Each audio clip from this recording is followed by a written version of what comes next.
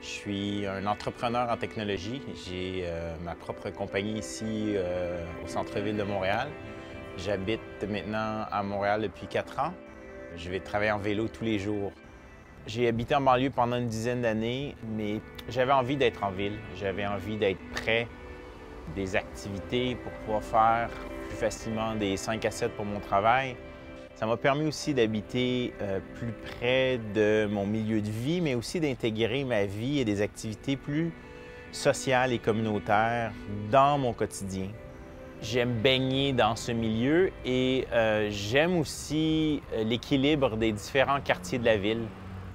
Il y a un rapport des gens qu'on croise au coin de la rue, il y a d'aller en vélo ou en longboard au terrain de soccer qui est à l'école juste à côté. Je fais plus d'activités physiques et je profite plus de la nature sur l'île de Montréal que quand j'habitais en banlieue. Je trouve que le quartier, c'est l'unité de mesure, c'est l'unité de proximité qui est parfaite pour une vie à échelle plus humaine. Un des secrets, une des recettes de Montréal, c'est cette répartition d'habitants, de commerces, de gens qui travaillent.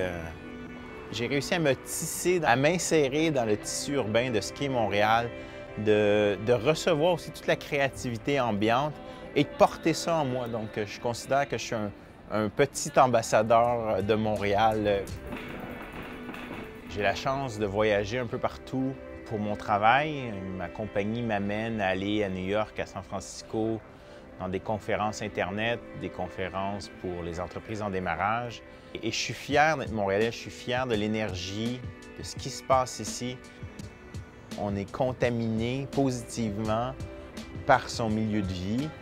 Et pour moi, c'est quelque chose que je n'avais pas auparavant et c'est extrêmement stimulant d'avoir trouvé ça maintenant.